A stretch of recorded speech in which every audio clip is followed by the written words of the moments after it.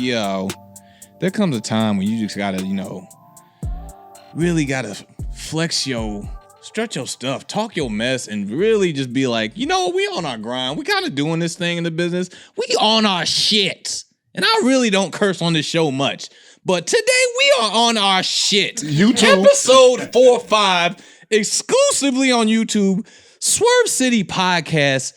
My man's is back because he missed the last episode. Shame on him. I have one sick day in 3 years. One sick day. He called out work.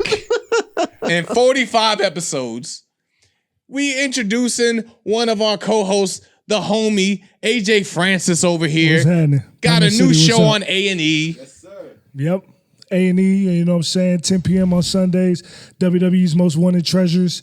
Me traveling around with the legends, doing the damn thing, you know what I'm saying? It's a lot of fun. And the coolest part is I was flying first class the whole time. Oh, so once again, sometimes you got to strut your stuff and really show your chest a little bit. Yeah. Leverage. I'm going to do mine because we got the legend, songwriter, R&B singer, I got so many draws from this man. Yo. There's a good chance I am here on earth because of this man's music. You know I grew up listening to this man.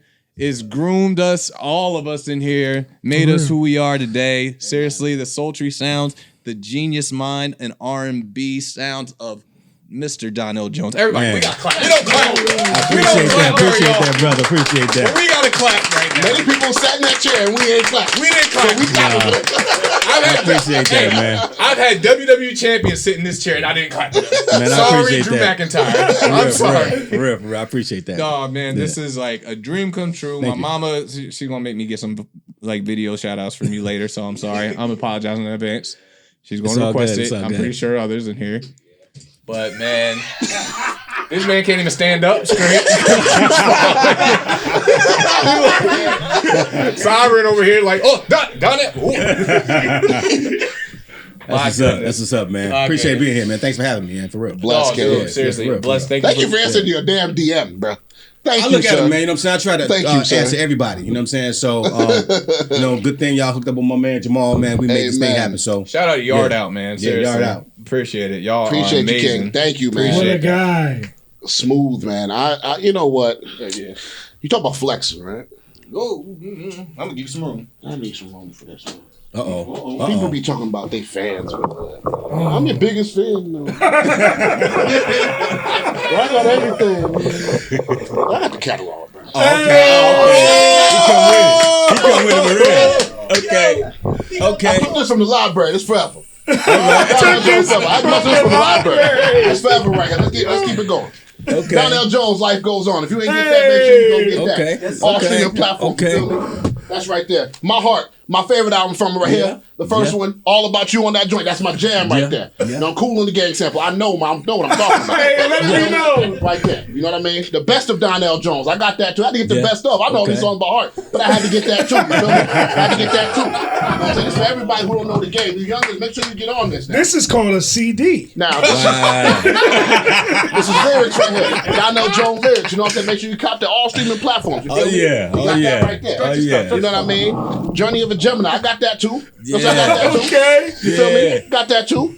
I see you, kid. And then, you know what? Everybody always talk about the Where I Want to Be project, and that's a classic. You know what I'm saying? We got the classic. You got them all, That's a man. classic. I'm on my way to getting the Lost Files. Couldn't find it, B. But I'm on my way. It was sold Man, I out, bro. appreciate you, No man. love, all love. Appreciate I'm waiting you, on getting the man. Lost Files. Tommy, the But- CD man on the corner, he got it. I'm But look, very man, sure it's in there. I got these Jones been at the crib. These Jones been at the crib so long. I've been DMing trying to get my dog Man, here. that's It's love. Donell Jones in this moment.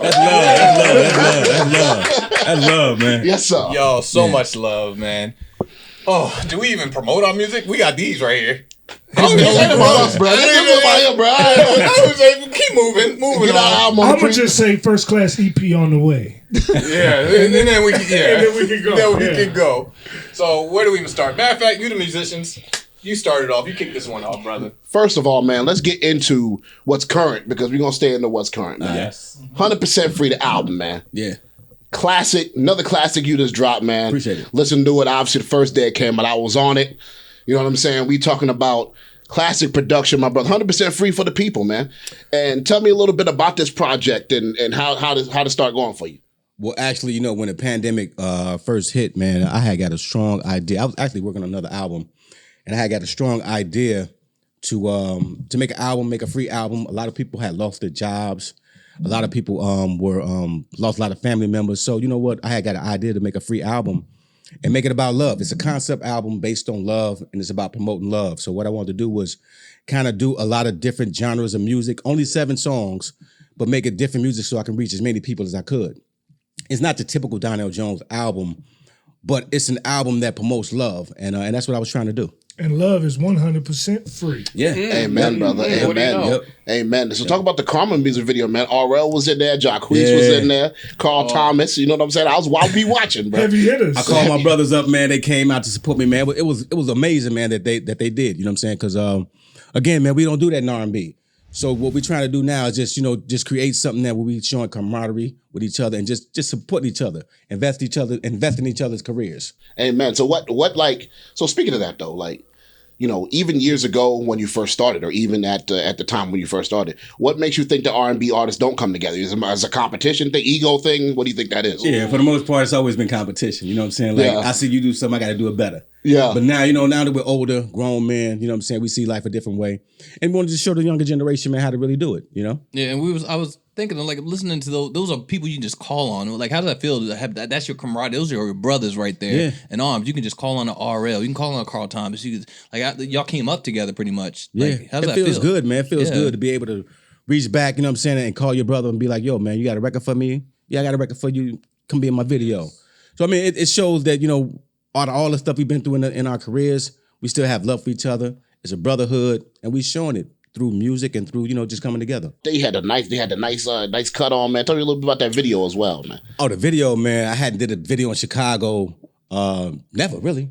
So it was my first time. No, I hadn't did a video in Chicago. So you know what? It's my record company. It's my first time really doing an album on my own. So I said, you know what? I'm taking it back home. So I got with my director, G Visuals, and he came up with the concept. I called the guys up. They came to support me. Called my stylist up, middleman. He put the clothes together, and we just made it an event. And it felt really good. It felt like a moment. You know what I'm saying? Like we was really having a moment for R&B, and it felt really good. So I loved it, man. The whole thing, the whole concept about the album, just the energy of it felt really good. You mentioned that that R&B artists hadn't really come together like that before. Do you think that's because the genre itself is basically about like how you are perfect for this girl and nobody else is, or you know what I'm saying? Like, I can't talk about it. Donell calling at the you know girl. what I'm saying? Is that a byproduct of the genre? What do you think? Now, I think we just all had our own swag, and everybody wants to be the king of the hill. Yeah. You know what I'm saying? Everybody want to be on top, and it's only one number one spot. You know what I'm saying? So, every week when somebody came out with a record, I might have had a number one record. Carl might have had it for 2 weeks. I might have it for 3 weeks. The next might have it for 2 or 3 weeks. Usher might have it for a month. Genuine. Genuine. I mean, so it was just fighting for that number one spot. And I think a lot of that made us, in competition with each other. I feel that. And, now that we're older, it's like we can get so much more by coming together than we can by being apart. Amen. You know what I'm saying? And it shows camaraderie with the younger generation too, because it lets them know that, you know what, even though it was that way, this is how it could be. So that's why I also brought the young brother Jacquees in, because I felt like, it was important to show the younger generation that that we love y'all too. It ain't no us against, because a lot of people try to say, well, what do you feel about the younger generation? How did they music and all that? I never talk about them because I feel like, we all have our time. You know what I'm saying? It's all about time. I'm a little bit older now. I'm not thinking the same way I did when I was 25. Exactly. You got to think of it like this, though, because I thoroughly understand where you're coming from. Because when you're coming into the game and you're coming in to you have certain accomplishments, this is why it's hard for groups sometimes to last, especially during their peak, is because everybody has individual goals that they're trying to obtain. And a lot of times it becomes hard, especially you're R&B, you got you got John B, you have all these people trying to get these platinum success. Everybody wants to sell platinum, especially at that time. Everybody was trying to get it. So you could just think, you'd be like, well, hey, if you sell platinum, hey, man, I might have to break from the group and sell platinum my dance. Right. You know what I'm saying? So now that you're a little older, you can sit back and you'd be like, all of us has got accomplishments. Right. We now in a good space. All right, bro. I like that beat. Right. I hate no more. Right. But it's real though. It's real. It's real. You got to really when you respect yourself and you learn a little bit more about the business and who you are as a person, you see things differently. Amen. Yeah. Like I said, we was having dinner earlier tonight and we was talking about for one, we talked about the amount of artists and like the factory that the Midwest has popped out. Oh yeah. Like Midwest you was popping out some ideas, some names. Yeah. Like, so let's name a few. Like help me out here. Okay, so you got myself. I mean, people don't want to say Wonder. his name. Stevie Wonder. You got R. Kelly. You got the whole Motown sound. Mm-hmm. You have gambling. Well, no, not gambling. Michael. Jeremiah. You also have Quincy Jones, Michael Jackson, Prince. The Time. It's so many people that the Midwest is popping. You could have stopped at Quincy Jones, Michael Jackson, Prince. The Midwest, the whole Jacksons. Though. As far as the music business is concerned, like the Midwest is really popping. A lot of, I think the reason why is because, you got the East Coast, you got the West Coast, and people smack dab in the middle get it from both sides. So we know how to maneuver and make all of that shit like gumbo. It's you true. Know what I'm saying? So it's true. Y'all cool, but Baltimore got Cisco. So. Oh, he was. That's my dog. That's my dog. Still, man. Still, that was a juggernaut. Of juggernaut. Incredible group, man. Incredible group. Incredible. Like, still my favorite R&B group Yes. ever. Yes. Still to this day. You know what? Mine's too, man. But I gotta take Jodeci. You know what I'm saying? Like, I mean, if I had to really take, and it's no competition because they all great. But Jodeci for me, man, like when I was coming up, man, that was that group that when I had a group, we wanted to be like them. That's true. You know what I'm saying? Like they had the swag, they had the girls, they had. I mean, you love boys to men, but Jodeci was they represented the hood. You know what I'm saying? Like you felt it. You know what I'm saying? So for me, I had to. I mean, Drew Hill came after, so I got to go with Jodeci. Man. You know what I'm saying? Prime, I got to go Jodeci. young, clean KC. Ain't nobody fucking with that. That was tough, man. Like I can sit back and I can think about like all the times, like all the times of your career and everything that you've done. If you, Swiss Beats and Timberlake, call your phone right now, we want to do a versus. Who's that versus going to be against? If you had to pick, Mm-hmm. Who's your if you could pick, who's your Joker to your Batman? Who is it? and you're gonna smoke them, and they're gonna get smoked. Nah. So now you gonna add fuel to the fire. This is my personal opinion, y'all. This is my personal opinion. On some real, I've heard so many people say so many different things, but my ideal versus would be with Joe. And the reason why I say Joe is because I love that. Yes. one reason is because we both have similar catalogs. Mm-hmm. He's been in the business a little bit longer than me, but he has up tempos, he has ballads, he has mid tempos, and I feel like I got the same type of music. I don't feel like it'd be the same thing if it was me and somebody who only had ballads. Because a lot of cats only do ballads, and a lot of cats don't do both. You know what I'm saying? So I think you gotta have both. Because I got up tempos and ballads. You know what I'm saying? So it would have to be somebody who shared the same type of catalog, I think. Who if you had to pick one, who would you pick? Because I know who I would love to see. They're not very first. similar as artists. Well, they are kind of because they're very soulful. But just Anthony Hamilton. That's a good one. Anthony, man, you know what, man? I would love that. Let me break this down. Anthony is dope as fuck, man. He can sing his ass off, man. I mean, he got that type of soul.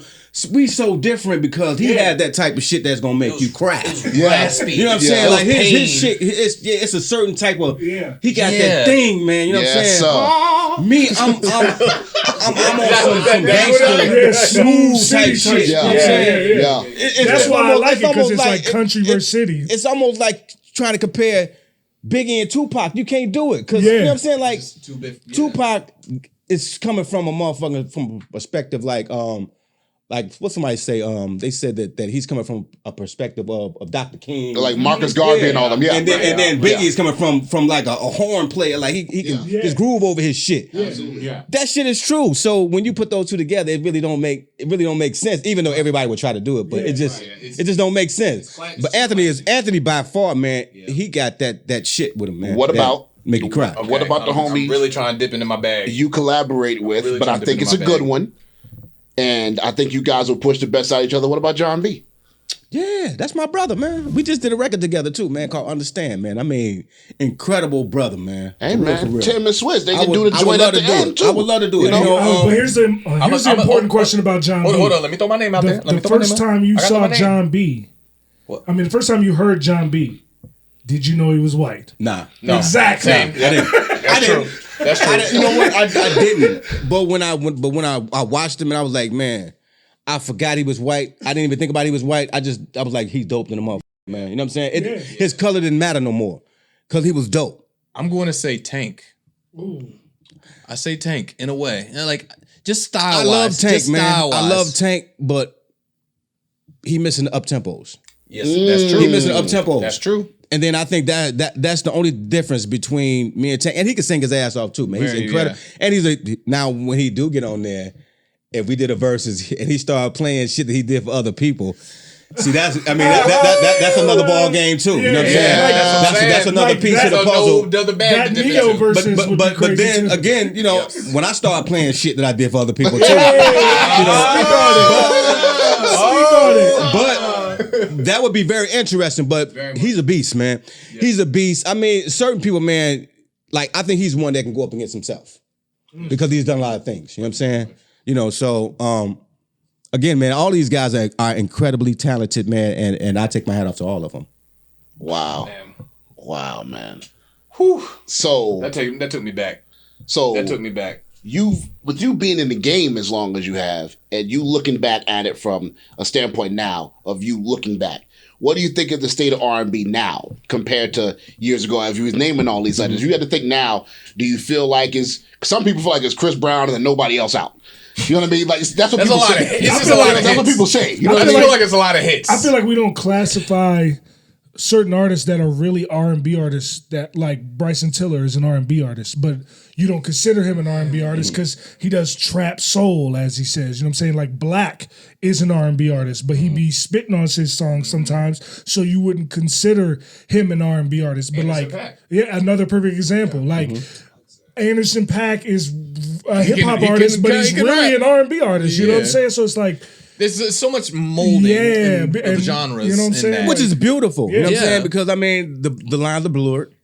I mean, and it's okay. I mean, when I first came out, you know, if you heard my music, I probably one of the first R&B guy that said on a record. You know, this is for my in the hood. But that flow is kind of like a rap flow. You know what I'm saying? Like a lot of my shit is kind of like a rap flow. So I didn't start this shit. yeah. Right. R. Kelly was doing it. I mean, shit. James Brown was rapping on records too. That's true. I mean, it's just elevation, man. I mean, you know, we just evolve over time, and things happen now. Rappers and singers are in the same category. Yeah. Drake is dope because he can do both. You know what I'm saying? And So I remember, mean, Drake, people have used to hate on Drake because of that. I have a hard time with Drake sometimes. You the only one. yeah, but Just hear, you can't knock the fact that Ask the the guy numbers on Spotify. he knows how to make dope records, man. He knows how to put shit together, and it sounds good. You know what I'm saying? Yeah, Like, yep. you know, it's music, man. And when you Yeah. can touch people, man, I mean, you know, you can't really say nothing. Too But much do you about see that. anybody out there that you would like? You would say outside of Jacquees, you would say, you know what? If I had that dude under my wing, I could do something. Like anybody out there that you would say now, or would Jacquees be that dude? It would just be him. It wouldn't just be him because Okay. I want to with everybody. You know what I'm saying? But that's my little brother. You know what I'm saying? Like I got so much respect for him because I mean he's a gentleman. He takes care of his family. He takes care of his hood. And he's very respectable, man. You know what I'm saying? As a young man, you don't find too many people like that, man. You know, a lot of people got big egos, and he got one. You know what I'm saying? As he should. You know what I'm saying? Because he's worked his ass off to get to where he is.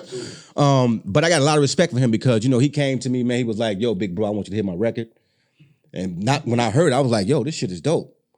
But he was like, "Yo, but I want one of your records though." can you do a record for me? And the way he came to me, it just made me feel like, yo, man, he want me to be a part of his shit. It's Was that 23? That was 23. Right. You know, so when he came, it was like he had already had all the other records.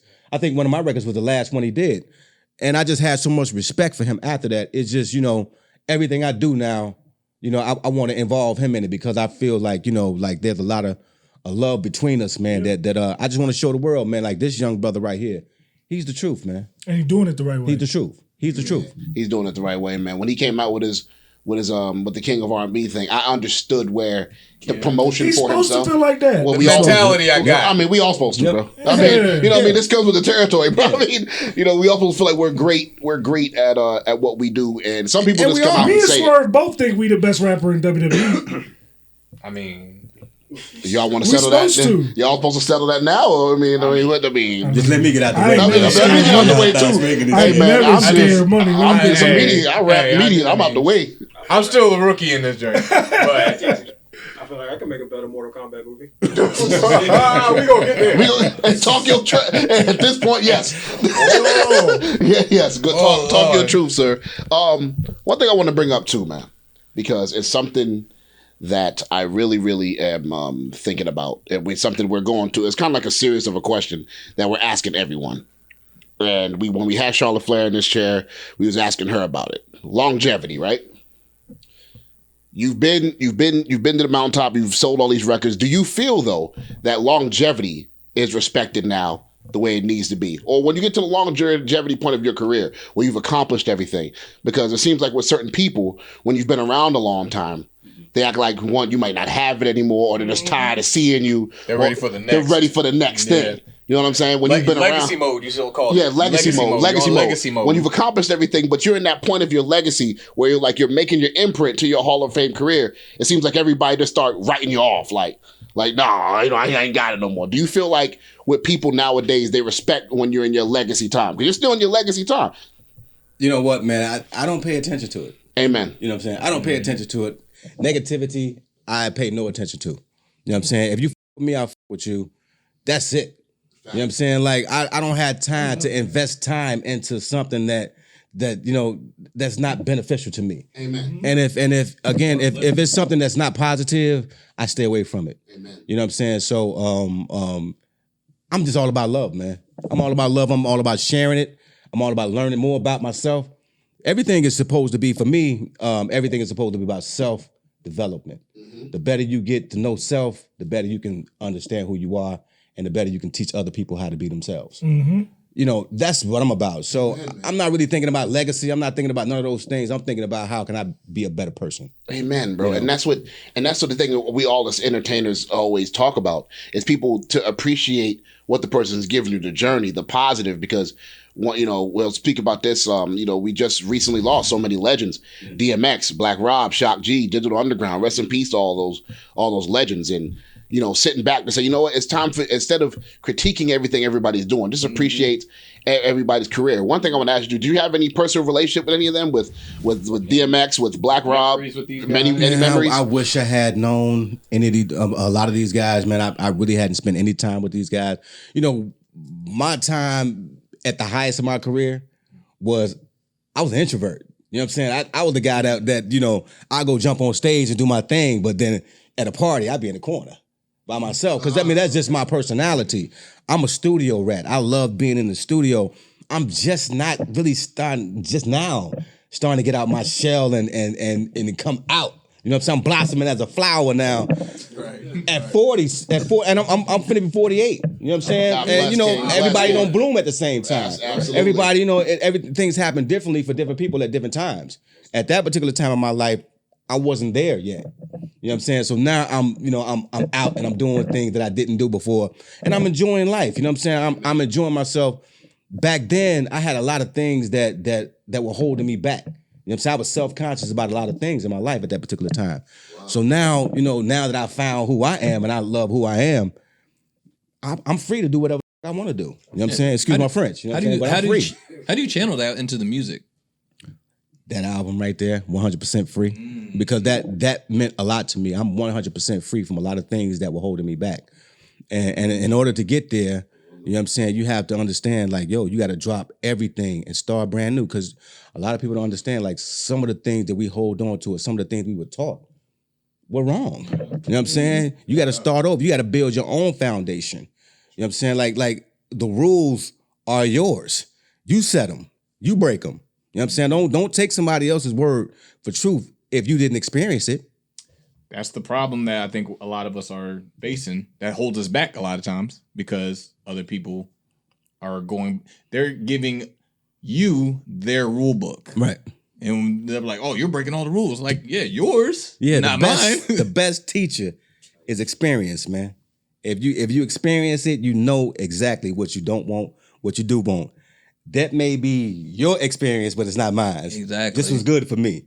It may not have been good for you. And it's unorthodox to a lot of people. And that, exactly. Like, for a lot of average people, like I said, like, there's nothing wrong with being average. Like I said, live your life, do what you want to do, makes you happy, keep doing it. But some people, it's not enough. Like, average, like, we want to be extraordinary. We want to keep trying to do extraordinary things. You can't have an average mindset to do extraordinary things. Yep. You know, like, and that's just everybody in here, like my crew, everybody does extraordinary things and meets extraordinary people, get extraordinary energy. So exactly. we're able to like achieve extraordinary things together, but you got to get around that energy. One thing I want to bring up real quick too is because we at the Swerve City Podcast, we provide ourselves as a family. You know what I mean? We Swerve, we started this podcast some years ago, and we found some great guys and people that has joined us as a team. Mike the Gold over there aside. Talk a little bit, and experiencing and talking to your team, man, has been an amazing thing getting this all set up. Tell us a little about the team, man. Shout out your team as well and everybody that you work with as well. Show love to the people that helps Donell Jones and anything that he has to get done, especially in this game. Oh, well, my business partner, straight off, is Jamal right here, man. Jamal, and Yard Out, man, Shout takes out care of Jamal. everything. I mean, he handles everything, man. And, I appreciate him because, again, he worked with a lot of other people in the business. We're not going to talk about that part. But what I've seen in him is that, man, like, he's honest. He believes in what he does. And he's a go-getter. You know what I'm saying? Like, he makes shit happen. He ain't one of them ones that's sitting on just waiting for a phone call like a high-paid secretary. He making the calls. He making the calls. You know what I'm saying? Because, some people sit back and they wait on calls. I hate that. I hate it. And I can do that my damn self. Yes. But he making the calls. He making shit happen. So you got to appreciate a person like that, man, to be in your corner. And I appreciate that. I got my man right here, Malik. You know what I'm saying?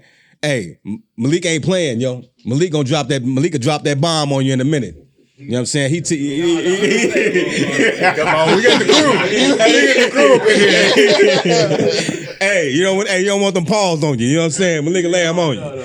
You know what I'm saying? And my nephew, man, he's my DJ. He's Jair. Incredible artist, man. He's just starting to make his own music, man. And I really appreciate him just learning from me, man. It shows me that, I've rubbed off on somebody. My sister, man, who handles me, man, my wife. I got a lot of my family around me, man. That's good. It's important, man, for me to have the people that I really know that got my back, that love me in my corner, man. And it keeps me straight, man. It keeps me knowing who I am, and it keeps me level-headed, man. Because sometimes, again, we can feel ourselves a little bit too much. Ego come in, man. Today's the episode forward, though, and you man. get lost in it. You know what I'm saying? You get lost in the ego. Yeah. And, again, sometimes it take a hell of a lot of shit to tear that down, man, for you to understand Talk about who it, man. you really are. Talk about it, man. Yeah. There's always someone else that'll just, like, check you. Because for as much as you are on your run, there's always one person watching. And that person studies all your moves, everything you're doing.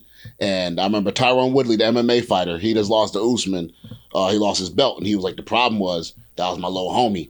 I trained him the whole time. He was studying my whole playbook. Took my whole playbook. He's like, yeah, I'm going to be the welterweight champion. You'll get it one day. Lord knows this dude came. He's like, that's my brother. He came, fought me in the ring, hit me harder than anybody ever did, and took my title. And now I'm down in the ranks because I let someone catch up. You know what I mean? And that's when you have a catalog like this. It's like, yo, this is for me, and this is what I love to do. But also from, like you said, the ego is almost like, look, I got to put this work out. This is what I love to do. So, this is something that I feel like I have to do for myself.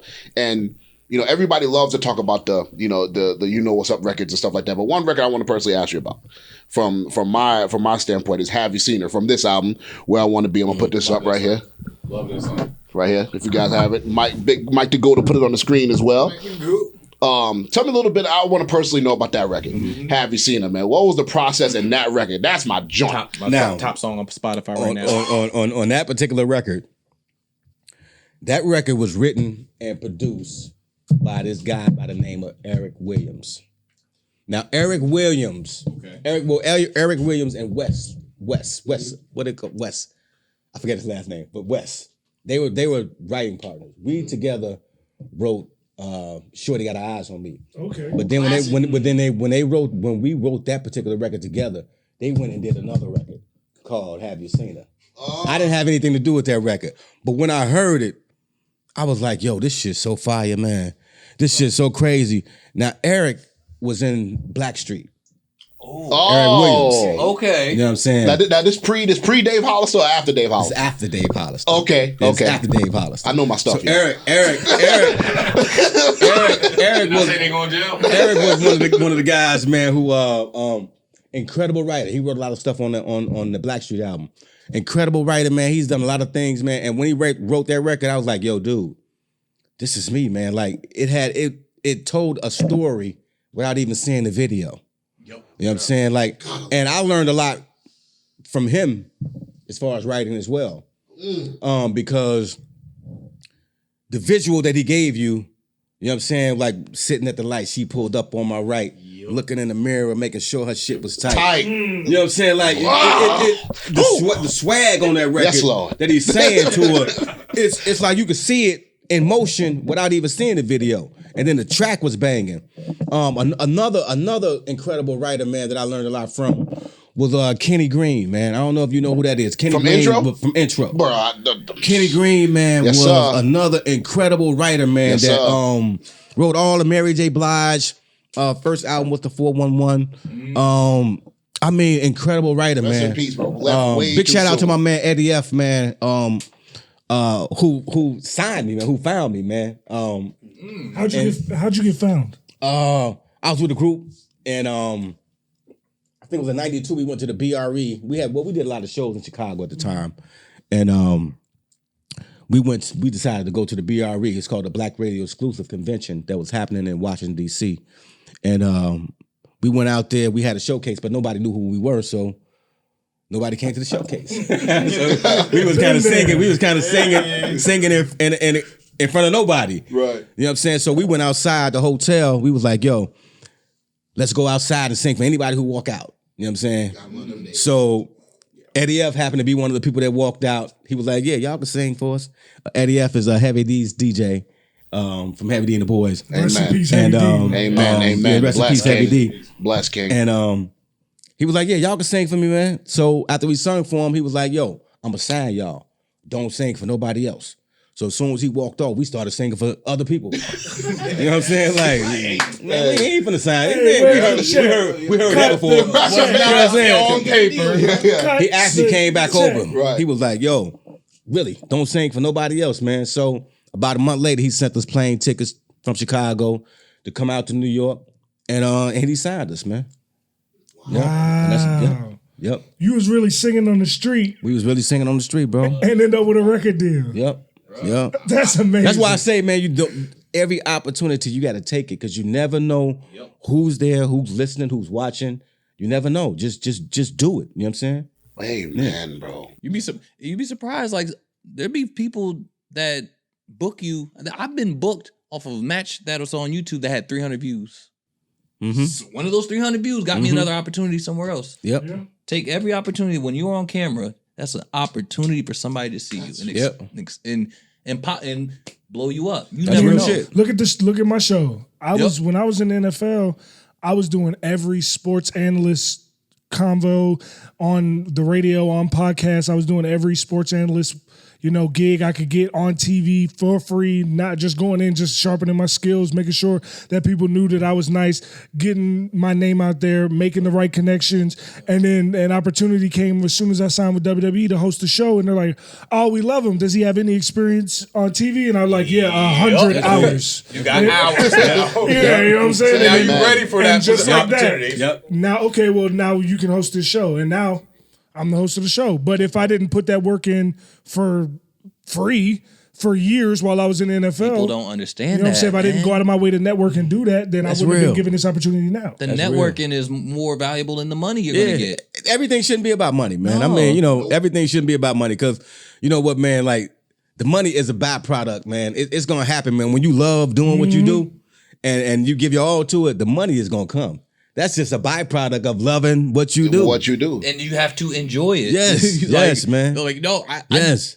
I don't care that I'm not making any money on this 18-hour drive to do this show.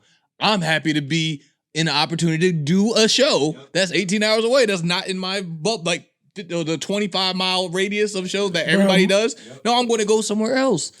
Bro, Like, my man. first tour I ever did, I was with a guy named Route Runner, and he works at Def Jam, and I literally drove from my own show, from show to show, myself in a car from Tampa to Orlando to Miami to back to Jacksonville to Atlanta to New Orleans to by myself going out. Sometimes there'd be 30 people there, sometimes there'd be 250 people there, but I was doing what I needed to do at the time in order to get it done. But the problem is nowadays, if you don't blow up on TikTok or on the internet, a lot of people don't even want to put that work in. Like, if this newer generation of artists, like, what do you think about the fact that nowadays in the music business especially, there's a lot of artists that are completely unknown, nobody knows who they are, and then a viral instant happens, and just like that overnight, they are super successful, and then they don't have the ability to maintain that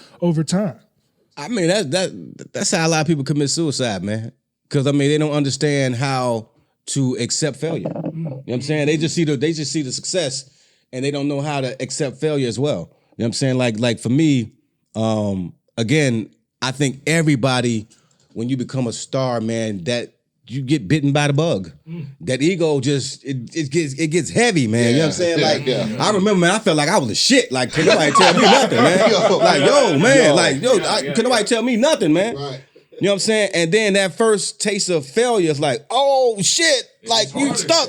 Like somebody hit you in the stomach. Yeah. Right. But then you start to learn, like, man, you know what, man, this life is a roller coaster.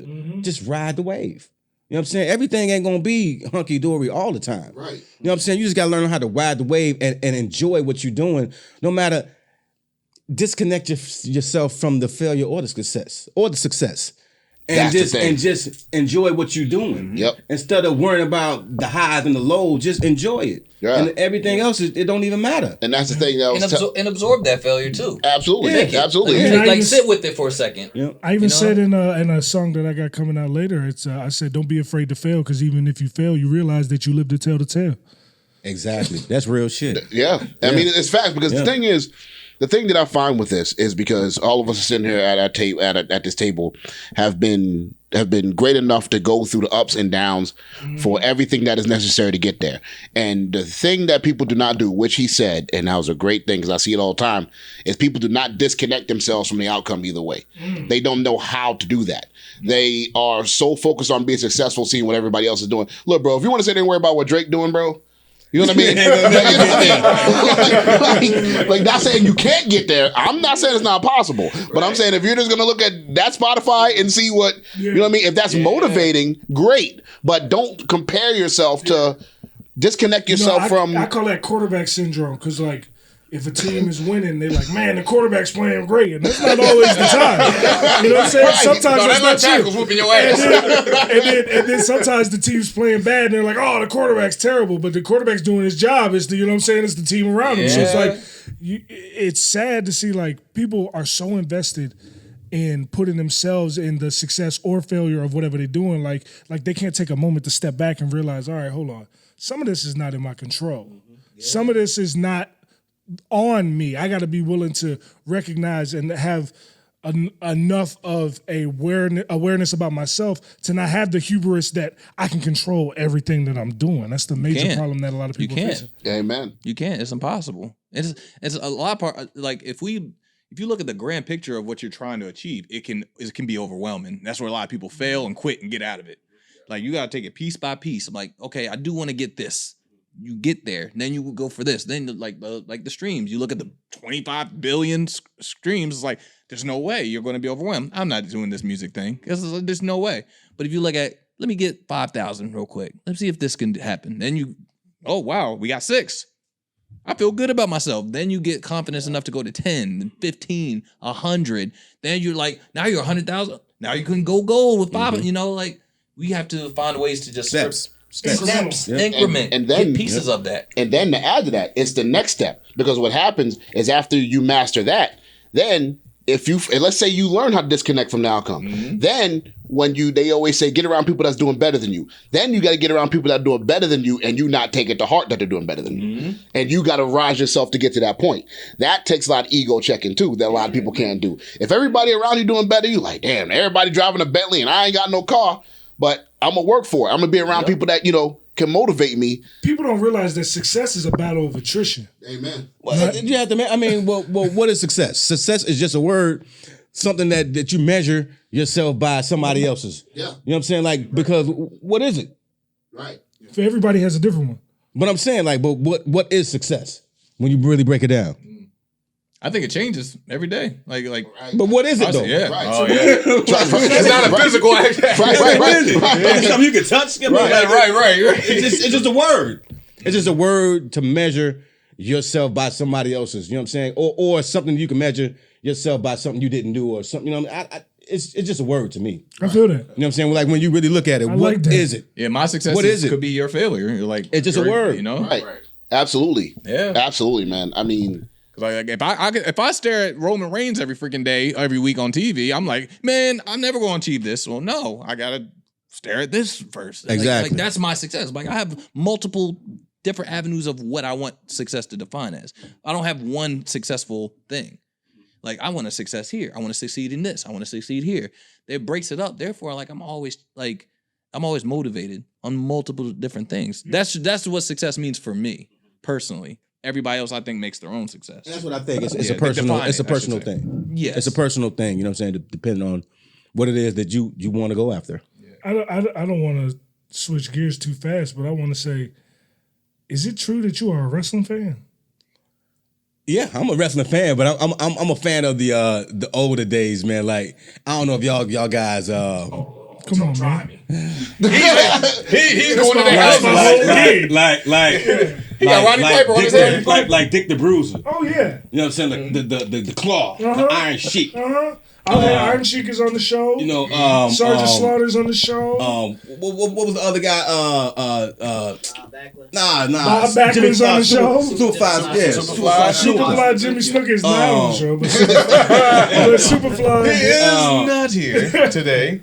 I mean, of course, Hulk Hogan and all the newer guys and my man right here. But you know what? To be honest with you, man, I'm this year and last year, I'm not really a TV fan. You know what I'm saying?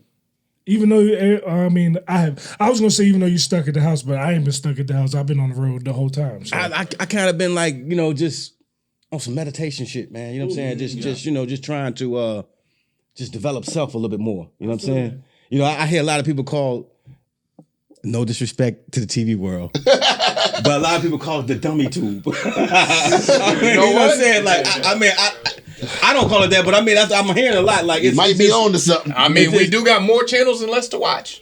So I just been on just me, man. I'm on a spiritual thing, man, where you know I'm trying to just develop self, you know, and that doesn't mean that I don't come back to who I am, but it just means that I'm just trying to develop a little bit more about who I am and just try to be a better person and try to grow a little bit more in that way. Yeah, that's cool. Don't worry. We can watch WrestleMania again on Peacock later on, bro. Don't mean I won't watch it. Man. We got this, bro. Don't mean I won't watch it. It just mean that, you know, right now I'm just on something different. Right. You know, so yeah, and that's just being honest. Absolutely. Yeah. Wow. have been told that you collect figures. You collecting, or what did you have any? Well, Jamal is the collector. Yeah? Jamal is the collector, man. I mean, if you go over this guy's house, man, he got The memorabilia. walls and stuff, man, and glasses, man, all kind of boxing gloves, all is kind of that stuff, word? man. Yeah. He got all kind of stuff, man. What's the most prized possession? I got some autograph from Muhammad Ali. I have a. I do too. He used to give out these little belt buckles. He used to give them out to dignitaries and presidents of the United States. Ooh. And his adopted son gave me one. Wow. So you got a belt buckle It's a replica of the WBC belt, but it's signed by Muhammad Ali. signed by Muhammad Ali. He also showed me the WBC title. See, that's way cooler. Floyd Mayweather. That's way cooler than the random picture of Muhammad Ali I have signed by Muhammad Ali. but this dude right here, he got some Superman comic books. This dude got some comic books that's Hey, worth. you got Superman versus Muhammad Ali or what? Yo, he got some comic books that's worth about I got that one too. $100,000, man. This guy. So he's a collector too, man. Malik is a collector too, Okay, man. I haven't collected anything in a very long time. I collect checks though. Bars. That's what I collect. Talk about it. I collect them checks. Yeah. Talk about it. I got original Superman comic book that DMX bought. Wow. Yeah, that's crazy. That's crazy. DMX bought it. Speaking of DMX, He said he that just he got got the original Superman DMX. comic that DMX bought him. DMX just got laid to rest today. By the time y'all watching this, Man, rest in peace, Rest in DMX, peace, man. D. Rest in got a peace, memorial for him. Incredible brother, There'll man. never be another of that, man. Man, That guy's incredible. Gifted, man. Gifted with the tongue, man. I mean, like, man, his verses, his raps, man, incredible, man. And there gonna be another one like him, man. For real. we were just in like the last episode. It was Nita Strauss was here, and we were talking about the influence DMX had, like not just just hip hop, but genre of music. You look at like I said, last episode. I don't want to repeat myself too much, but I'm going to do it. The Woodstock concert show where he shows up. Where there's 20 million people in the Millions crowd. of people, seas of people, that footage up there. And everybody, white, black, Asian, Mexican, Spanish, German, like French, He brought 'em out. Egyptian. Soon as Everybody they knows heard the lyrics to dun, dun, that. dun, Everybody dun, knows dun, the dun, lyrics dun. to a DMX record. That is powerful. Yeah, man. can cry on stage, Yeah. and people feel that. And then He was real, man. I mean, you felt First the pain, artist man. first artist to go number one twice in the same year. Who else has done that? Not even Michael Jackson. First saying? artist to go number one twice in the same year. Who else could say they did that? I mean, Lord. it had a smooth transition to movies too. Yeah. Never looked out of place. Yeah. Like he's one of the few rappers I said Yeah. like had a great transition to movies. Like growing up, that's what I saw. Mm-hmm. And like His first 5 albums were number one. Mm-hmm. That's we crazy. always talk about the first four. The first 4 albums. He's one of them. Yeah. One of who has a great first 4 projects. He's one of them. He's one of them. You know what I mean? He probably wrote Appreciate 18 that. other ones. Right. You know what's crazy in that theory though? If you think about like my personal favorite rapper of all time is Jay. But Jay's 3rd and 4th album aren't better than his like 7th and 9th album. The middle, it's like the The middle first 2 project. was flame, but like Blueprint was his 6th album, man.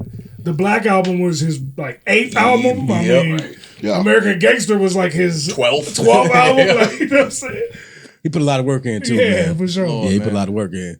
I asked you this earlier when we had dinner, but I want to ask you again here on the show. Who's your favorite artist to work with? I would say it's got to be between Big Pun and I was hoping.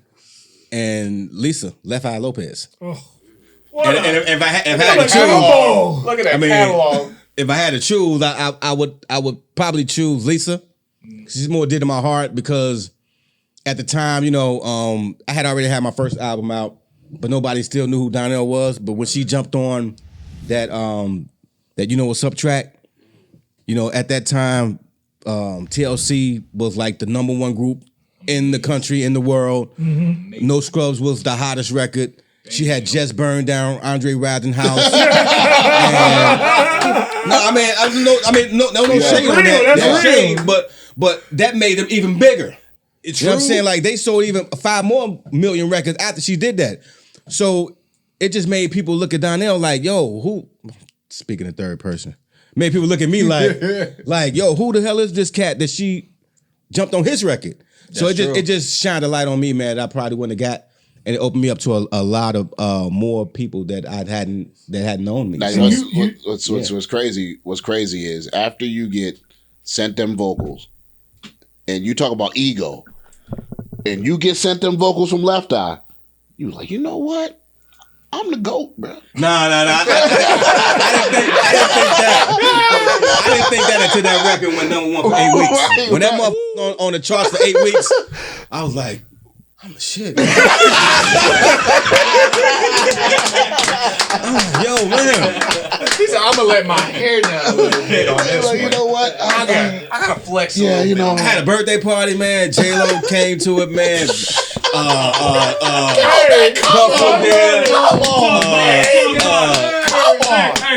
Jay-Z was there. Janet Jackson. Aaliyah. Timberland. Missy. Everybody was there, man. I mean, and I was off in the corner because I was like, at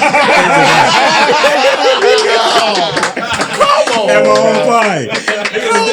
But you know what I'm saying? Like, that's how big that record was. Wow. That's how big that record was. It was amazing, man. You know, for me, man, that record is like one of those Frankie Beverly records that's going to stand the test of time. It's just going to be You a put it record on that right now. I'm vibing. I actually it has a groove to it, man. Thanks to Eddie F, man, who produced that record, man. It was incredible, man, for real. You mentioned the Big Pun record. Obviously, like that was the goodbye record to Pun. That was a you know what I'm saying? man. Like, what was that like for you to be given an opportunity to be a part of the record that everyone did on Big Pun's birthday? That record rings out on every radio station every year. I mean, to this day. Let me tell you this: the reason why Big Pun called was because You Know What's Up was already number one. So that's why he called. Because he wouldn't have called if it hadn't have been, if I wasn't hot at the time. Yeah. So back to Lisa. But again, when I did that record with Big Pun, man, it was probably the funnest record I ever did in my life. Because everybody was in the studio. It felt like a club, smoking, drinking. Everybody was there. Fat Joe, everybody. It was an event. You know what I'm saying? We just had fun. I'm in there doing my part. He come and do his part. It was one of those records, man. You like, damn, man, this is a moment, man. And it just felt really good. I didn't know that he was gonna pass away. Nobody did. But how much longer after doing the record did he pass away? I'm not really sure, man. I think maybe 5 or 6 months. But it was incredible, man. I mean, it was incredible just being in the studio with him and having that moment, and then seeing that whole video come together like it did, man. I mean, I just shot my little part. I didn't even know how big it was gonna be. Right. And that video still gives me big chills, shout out, man. Big Pun, man, and Lisa Left Eye Lopez. Much love to y'all. Amazing records, man. Amazing classics, and at that time, you bring up a great point because you said you have the hottest record in the streets, the hottest record, and you just was introverted. You know what I mean? Introverted. Like, is that just? I'm just thinking about that time, and it's like, do you feel like you really enjoyed it? Do you feel like you really enjoyed it? Like, looking back now, as older, do you feel like you really enjoyed that time? Like, outside of being in the studio hearing it, I enjoyed it with my family. I enjoyed it in the quiet moments. Like me being alone and shit. Yeah. Like, yo, I'm that dude. Oh shit! Like, man, I can't believe this shit. I'm just a dude in Chicago. Look, cause you gotta remember, man, I'm from Chicago. I watched Michael Jackson go on stage to get awards and shit like that. I never thought I'd be in the music business. I never thought that shit, man, in a million years, man. It was just a dream to me. Amen. And then, having a number one record in the country for 8 weeks. You know what I'm saying? Then winning an American Music Award, man. I mean, it was... Who going number one for 2 months right now? It was crazy, man. I mean, it was crazy, man. So, good question. I feel like God's Plan was the last one that had that long run stretch. It was amazing, man. And again, man, I couldn't believe it was me. You know what I'm saying? I really couldn't believe it was me, man. But I do feel like I did miss out because I should have enjoyed it with other people more. But I just didn't know how because, again, I just wasn't brought up that way. You weren't built You know what I'm that way. saying? I wasn't built that way. Now I'm different. You know what I'm saying? Like again, like I said, back then, I was holding on to a lot of things. I was self-conscious about a lot of things. And I just didn't know how to express myself. That goes back to, in the world we have a lot of mental health problems, but people don't know how to express themselves and they do crazy shit or they just don't know how to be themselves, without becoming a problem. And at that particular time, instead of me becoming a problem, I was just an introvert. I just didn't know how to be me. And I learned that through meditation, I learned how to find myself and how to become a better person and understand things. So, and you just matured with age. and age, man. Age is a lot, man. Because when you're young, man, like I was a game banker, man. You know what I'm saying? Like I was from the streets. You know what I'm saying? Even though my pops was a pastor, that didn't matter. You know what I'm saying? Because when he was at work, I'd still be doing my own thing. Right. So you just gotta learn how to, just grow up and become a man. That's what happened. I grew up. Amen, man. Tell us a little bit about fatherhood, man. I mean, let's talk about the kids, the babies, man. Like I know you have grown children, you have a young son. Tell a little bit about fatherhood, man, and passing that lineage on to your kids, man. I saw you on Instagram not too long ago. You said you was at the club with your kids for the first time, man. How'd that feel? You know what I mean? Like that experience. I know. Like a motherfucker, Oh yeah, I saw that photo. I was like, I like a motherfucker, man. But to my girls, I was a young dad. I had my first kid when I was 19. So again, we grew up together. So now it's fun for me to be able to see them.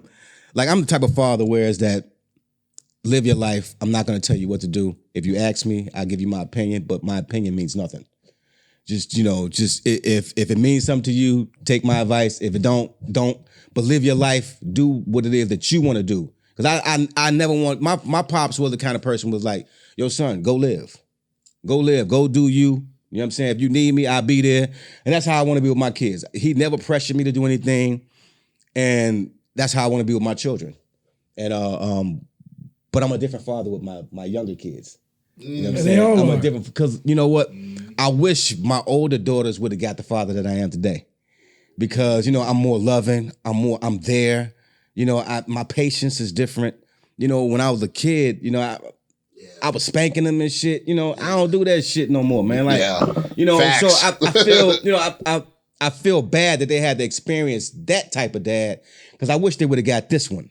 You know what I'm saying? So I try to show my son and my daughter something different because, I just want to, I'm a different person, Yeah. Absolutely. And I'll tell you one thing. I don't want to pass down my wrestling to my daughters. Nah, don't do that. Do not want to. Leah and Naya, you ain't getting into wrestling. No. My son's is definitely not playing football. I can tell you that. No? much. Oh, no. You don't want them to do it? No. They got that. They'll have the athletic ability to go pro in something else. It's just like if my son came to me, first of all, I would not let my son play football before high school, period.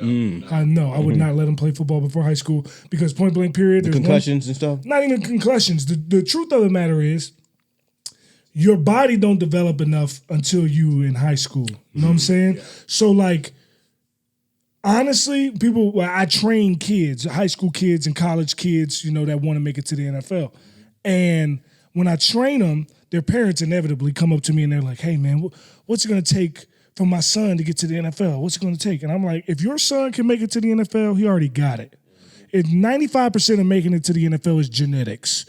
The other 5% is luck. Stay out of trouble. Don't get hurt. Like, you know what I'm saying? Like, if you got it, if you are that level of a world-class athlete, you'll get there. Like, but the problem is when you have all these kids nowadays that they don't understand that there's going to be peaks and valleys. Like you said, you was on top of the world and you had your first failure and you was like, oh, shit.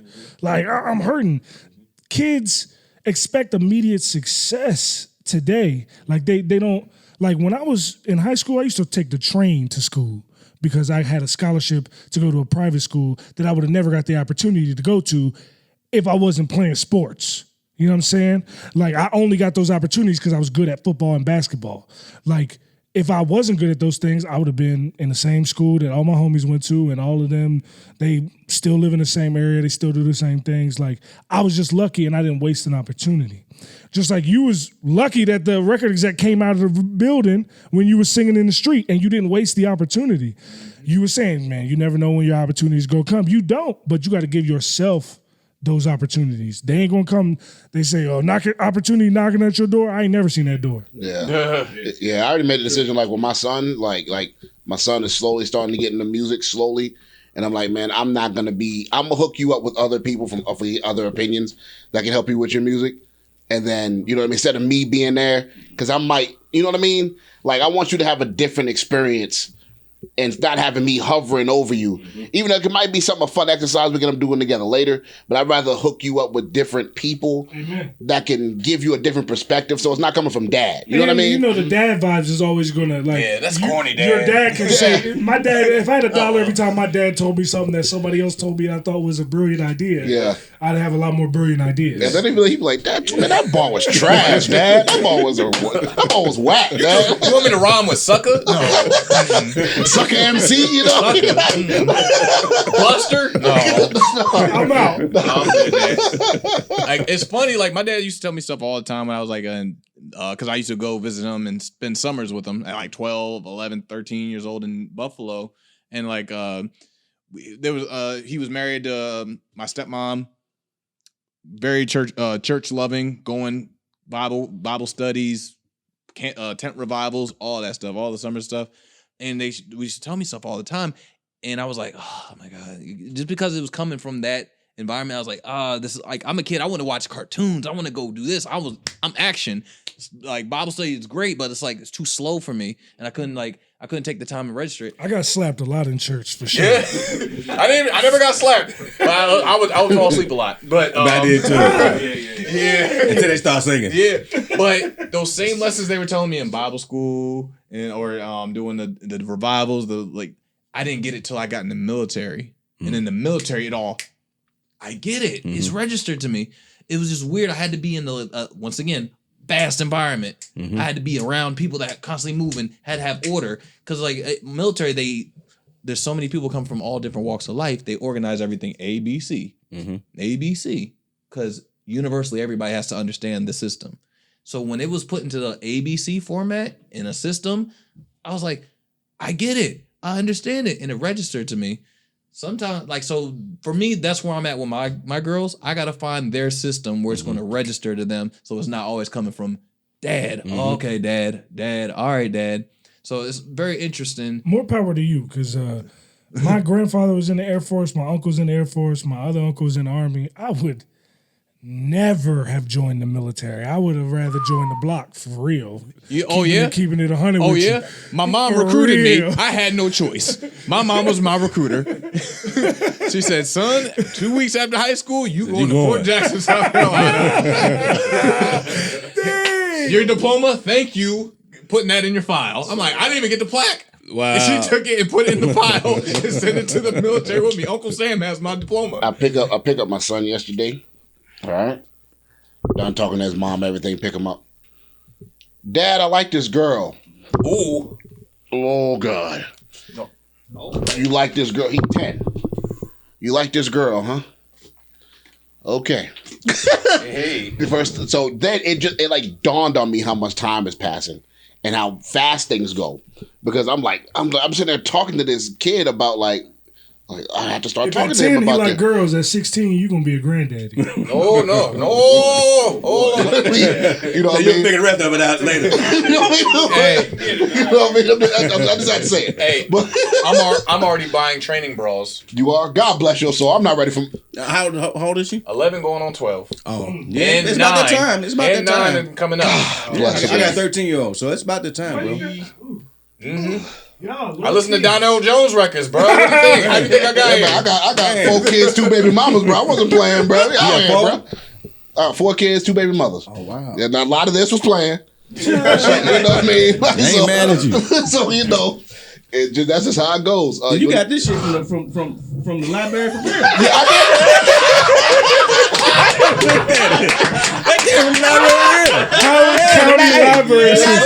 The library You getting music like this for real? Yeah. Wow. I didn't give it back either. I muscled the hell out of that thing. That thing said, Donell? You probably owe $400 right now. They built the hell out of me, bro. You got this from No, I Blockbuster. remember, bro, I was in that live. I was like, oh, like that. You got. So I got a couple bucks and stuff. I'm like, huh? Yeah, I ain't giving this back. Huh? You want to TV show that you stole that? Post that. Oh, post that. Yeah, we post that. But yeah, I took it. Yeah.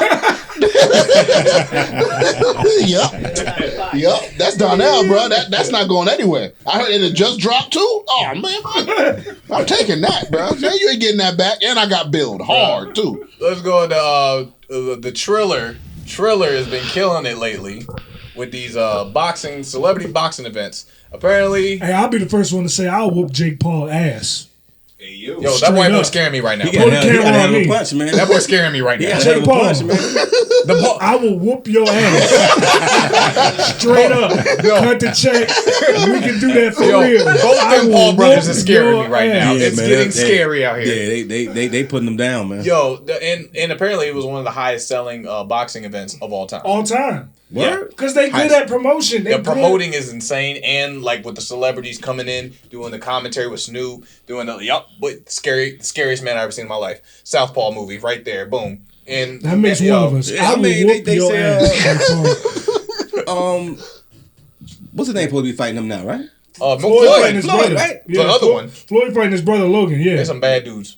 So And worst case scenario, Logan Paul, I will whoop your ass. you just start instigating stuff because you're trying to get paid. again? You're right, I'm trying to get paid. I know I can win the fight. your ass, Logan. I will whoop your motherfucking ass, Logan. Shit. When they get paid again?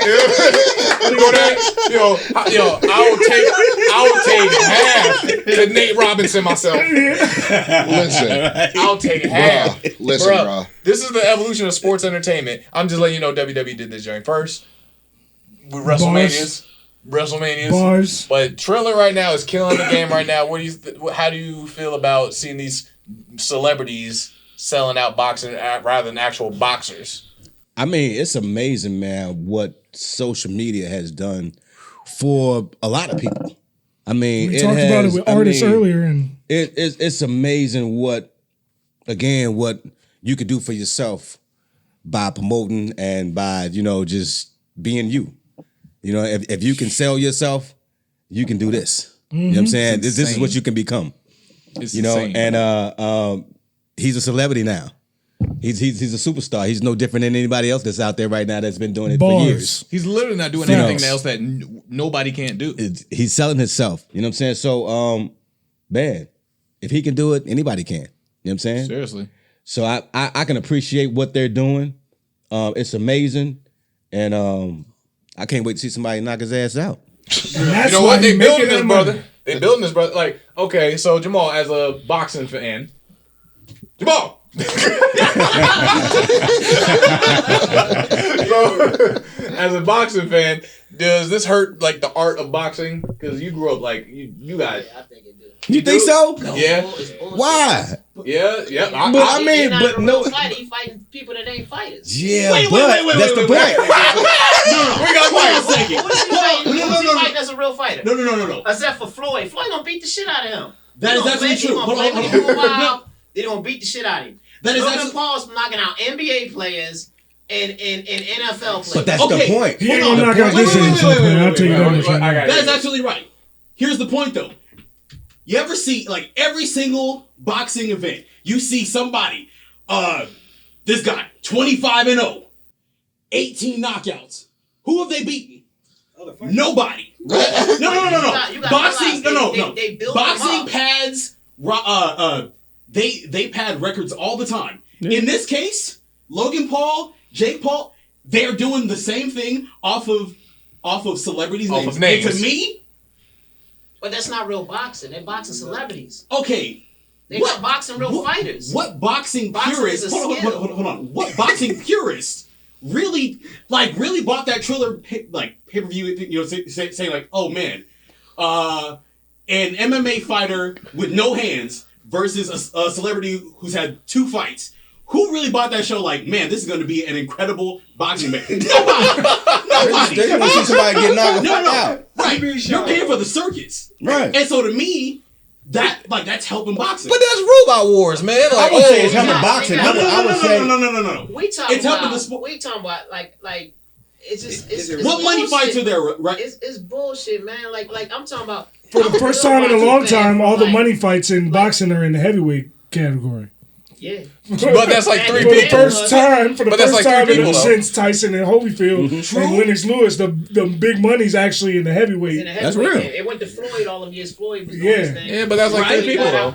So you think that shit is helping boxing? I don't think Okay, it's no, helping no, boxing. I wouldn't say it's I helping just- boxing. No. It's okay. Oh, okay. All right, okay. It's the success and the art. He got hype. He been quiet the whole time. He's like, Hey, Jamal. Paid Triller subscription right there No. is what I'm hearing. I have interests in Triller. That's all I'll say. Bottom line is this, though. This has to succeed, basically, what you're saying. It really does. You are buying a circus. You are buying. we just And was on overall- Triller. We was just on Triller. Sam Judah did a celebrity joint. We sat ringside of his joint. Mhm. Hey, And it was on Triller. Zach Judah, Yep. please box Jake Paul. He beat the shit out of Jake Paul. Within an inch of his life. Yeah, he would. No. Yeah, he'd big shit out of No, Jake Zach Paul. Judah, come on the Swerve City Well, Podcast. it's too big for him. It's watering down boxing. Thanks. It's Wait. bullshit. Watering down boxing. Oh. Boxing has like It's 2,200 It's just like that. titles. Just like How do you mean? Boxing been watered well, down. boxing has been watered down. What you talking about? No. Man, the day I see Ray Shremmer going out there shooting jump shots with Def Steph Curry, then we can talk. Till then, Bro, I'm going to no. see watching Triller. Here's the thing, though. I mean, yeah, like you have the NBA celebrity games. You have celebrities going to the wrestling room. Like you have all these. wrestling. All these. Hold on. Wrestling is a little different. Wrestling's very Okay, different. sure. Bad Bunny did his thing. Wrestling is very different. But in But here's the boxing, thing, this is hold on. entertainment, But though. in boxing, This they is- pretend it's real because we all know the scorecards are choreographed as well. If you don't believe me, look at literally any Tyson Fury fight in the last couple years. I mean, Whoa. Yo, come on. Hold on. You said Tyson Fury was on some bullshit? no, Tyson Fury should have never had that draw. Oh, okay. I'm going to say. No, he beat the shit out of completely outboxed Deontay I was Wilder. just trying to say he was No, like a bullshit. no. That motherfucker. Tyson fight. Fury is he the can fight. best in the heavyweight division. Yeah. He beat the Sam hell out of Deontay Wilder both fights. It's just Exactly. the first fight. It's First fight he got knocked down twice, so they were like, draw. It was like, Yeah. Deontay was it a Wilder's more draw? exciting and all of that, so that's why they Oh, got this is Yeah. good. I love sports, bro. Sports will do it, bro. Deontay Yeah. Wilder is the That's true. big Yeah, puncher. He got one punch. Oh. To this day, he's the big puncher. To this day. So half the room is for Triller, the other half is not. I'm with it. I'm with it, Because man. I'm trying to get a bag. I'm for with it. real. I I'm want with to it. Hey, knock listen, him Me out. too. But I think that they're watering down boxing with them bullshit ass Bro, matches. you bought no coin in Triller. Yeah, he got some Yeah, stakes. yeah. He No got some. comment. He got some stocks. comment. He got some stocks in about to Triller. fight him, he just came out of nowhere. No, wait a Yeah, minute. nah. I'm like, whoa. He got some stocks in the shit. He said, you talking about my stocks, motherfucker. Hey. Mike said, you talking about my June 3rd, stocks. Y'all to the ring. Hey, man. Hey, how about this? One quick thing. Since you got stocks in there, man, get my dog on Triller. Let the I mean, legend man, perform. let me know, man. Let Let him me put some money in there. I'm not, you know, Let us sing You know what I'm saying? we might have to At do the that. bare minimum, Jesus. We might have to do that. Stop for Triller. We might have to do that. All Stop right. for Triller. We got one last thing to cover. All right. We got to go into a trick trap right now. This is the last question we going to go. Yep, we got 5. Here we go.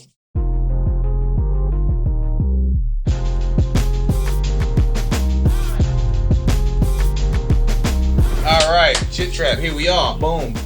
So usually we have Sai come up with these questions, but he's been a little slow lately. So I came up with one. Okay. Yeah. I Man down. Okay. Did you have one? Someone called an ambulance. Exactly. No one asked. You know. Ew, I can see it. That's like, we got Donell Jones for the podcast. Oh, should I bring the camera? Yeah. Like, 45 episodes. 45 episodes. 45 episodes. My God. All right. He hit you with that one. I love this show, man. I love this show. Lord, okay. All right. Are you a big movie watcher? Yeah, you say you've been staying away from TVs, but like, okay. But I love movies though. Movies? Yeah, love movies, man. Movies. All right, so we came up with one together. We was like, movies. So, chit chat, little fun question. Yeah, feel free for anybody to answer, really, their own. We got one for you. Movies that you've anticipated to be great but ended up disappointing. I will gladly go first. Whoa, hey. Yes. I have one on. Let me go first. Let me think. I gotta think. I'm assuming he had to think. Okay. I gotta think. Got here? The Little Things, the movie that came out this past year with Denzel Washington and Jared Leto. I thought that movie was going to be incredible. Nope. I thought that movie was going to be incredible with the cast that they had, and they had Denzel playing a cop that had a dirty past. I thought this was going to be fantastic. That joint was. I got mine. I do not trust I just Jared thought Leto. about it. You know what? I thought was gonna be better than I thought it was. What's that, King? Coming to America, man. Oh, I thought it was gonna be better. The second one? Yeah, I thought the second one was Listen. better. And Oh, I was a little disappointed. Listen. I mean, I loved all the cameos and it was dope. The cast was But great. I thought the storyline could have been better. They shot that You in know a what I'm saying? warehouse, B. They shot that. Let's put the matches in there. Make it look rich. Have Murphy come in here. CGI elephants. Yo. You couldn't CGI Yo, man. elephants. Oh, my I God. can't lie though. Tracy Morgan and Those was some outdated what's jokes. the big girl's name? Leslie Jones. Leslie Jones. Yes. There was some Man. outdated jokes, They man. were you tripping. Both of them was funny. The rest of Outdated. the movie I can't go for, but Tracy Morgan As and soon Leslie as- Jones. Listen, bro. As If you want to make Ghetto Harlem Nights, you might as well just have Bruh. made the second one. As because- soon as the son got the mic and started rapping, When we gonna I do was re- done. And you was done I with it? was done. I'm like, please stop. That's my killer for me. Like when people start rapping in movies, I hate it. Oh, you know that's I the hate typical. it. That every show I there hate got to be it. a rapper in there. I hate it. I There's hate 3 it so on this much. one. Yeah. Go ahead.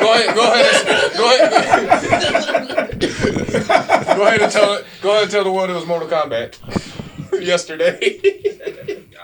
Go ahead and say it. Go ahead and say it. Mortal Kombat. Mortal Go ahead Kombat. and say it was Mortal Kombat. It's funny because I've heard people that are Mortal Kombat heads be like, I love the movie. And No, then- caca, trash, garbito, garbage. No, it's not. And, No. and they were wrestlers, weren't they? We have horrible taste in movies. Wrestlers have It horrible taste was, in movies. shout out Stephon, the wrestling ref from NXT. Of course it was. Luke Kang looked like he 2 seconds was singing, why? Tell him that it's Human no, he looked, nature, no, he had Right. like 2 seconds. He was so soft. Now I'm trying to think He's like, do you want me to? That's not good enough. You're not a warrior. You're now not I gonna gotta think win. of, like, what was the movie I've seen recently? Oh, Wonder Woman, 84. But I can beat that drum over and over again. I told Charlotte the player that the same thing. I got what was one before that? What was a big box office? The last couple box office heavy hitters that came. You gotta be. Everything got delayed. So I can tell you my favorite movie of all time. What's that? Shawshank Redemption. Great movie. Oh, I can watch that shit over and over again. Over and over again. Danny Dufresne. bruh, Man, that was a good ass movie. every man. time that movie come on, I watch all 3 hours of it. Yeah, every man. time. Yeah, man. I can watch that shit over and over again. Yeah. My favorite movie of all time is also set in the jail. It's a completely different movie though, and that is Life. With Oh, Eddie yeah, that's a Murphy good one. and that's Martin a Lawrence. another good one, classic, yo. bro. I never seen. What's up with these jail movies and shit, man? That was the one jail. That was the one prison movie. That was the one prison movie that looked fun to actually be in prison. They play baseball. They get cornbread. Oh my god! These guys. They have bunk stories. Boom boom room. This is a fun movie. Let's go to jail. Yeah, in the- bro. Nobody want to hear about that root boom boom, man. Let's go to jail in the 1940s as black people. This looks like a good time in the South. In Mississippi. Oh, they're having a blast. They're having a blast. Bernie Mac's there. Right. This is great. That like a good fun time. Yeah, that movie was hilarious. That was a good I movie still too, can't think of man. the movie that. Me favorite Favorite movie of all time, bro. for me is Fight Club. Fight Club. Fight Club is my favorite. Fight Club. Mental. But you broke rule number 1 just now. What you talking about, Willis? You talking about Fight I Club. don't know what you talking about. I don't know who you are. Get out of my house. Get out of my house. I don't know you. Oh man, that's What you got, Jamal? yeah. Come back to me, man. Come back. Y'all gonna laugh, but my favorite movie of Mahogany. Wow, that's a great movie, but I didn't watch that movie over. I've never heard someone say that, but that's a really good movie. That and Imitation of Life. Okay. What about you, Malik? I never thought I'd hear Mahogany come from that side of the room. Bustin' Loose with Cicely Tyson and Richard Pryor. Bustin' Loose. Wow. Bustin' Loose. Really? Mangan? Yeah. That's my movie. That is Shawshank Redemption. Low key. Yeah. All right, I'm gonna break it down, man. I'm gonna be real. The Toy by Richard Pryor, bro. That was my favorite though. You know what's so crazy? Yeah. I still got that on VCR tape. I watched that a lot. I watched that movie a lot.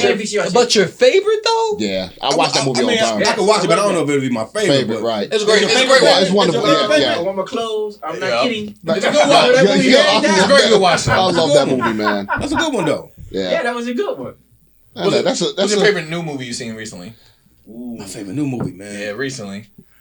I can tell you what my favorite trash Man, you know what? recently.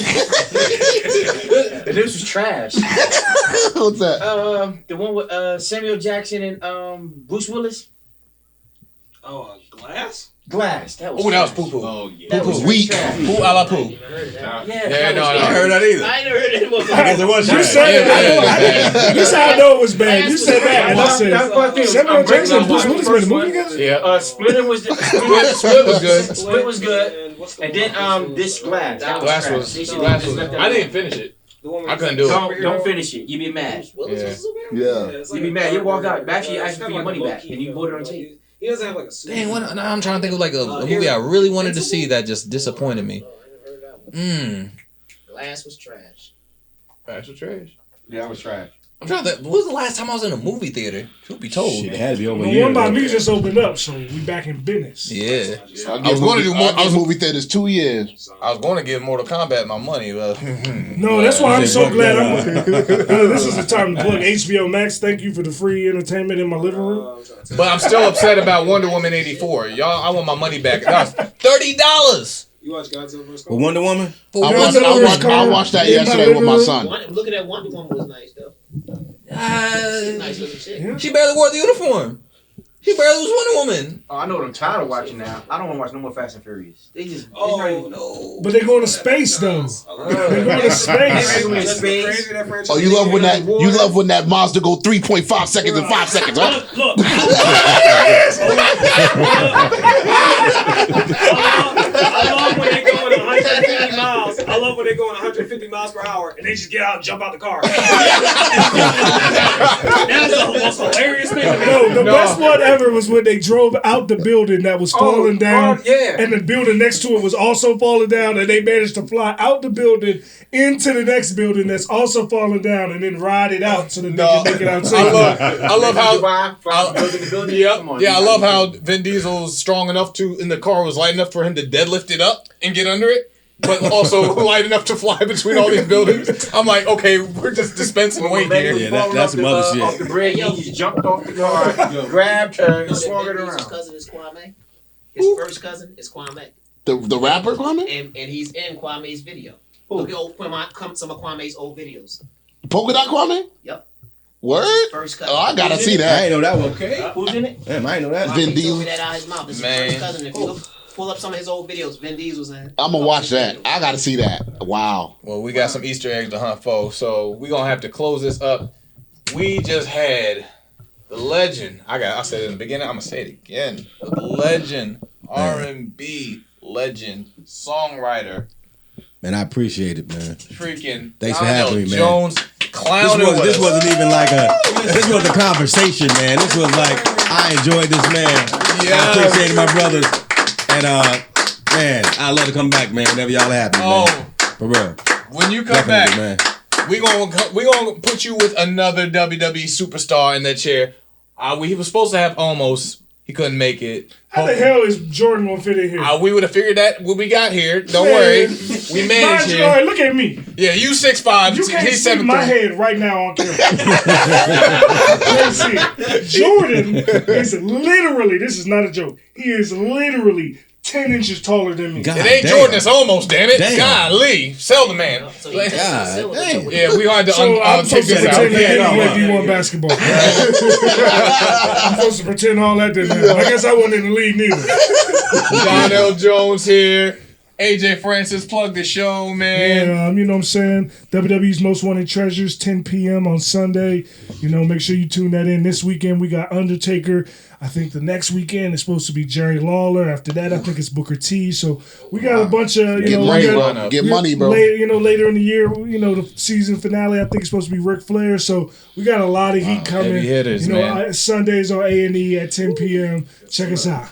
Man, and you know what we got to plug at the end? Take it away, my brother. So look, man, make sure you go out there, man, and these streaming platforms out here, man. We artists, man. We trying to get money, man. You know what I mean? Trying. The pandemic out here, man. Trying. You know what I'm saying? I've been hard. rapping a long time. I'm tired. Make sure you guys go out here and get these beautiful projects here. Swerve City GPS, the group album for me and my brother here. Make sure you go on all digital platforms. Check that out. My solo project, Erica's Son, Monteasy, Erica's Son. Make sure you guys tune in. Go ahead and cop them things, man. Stream it.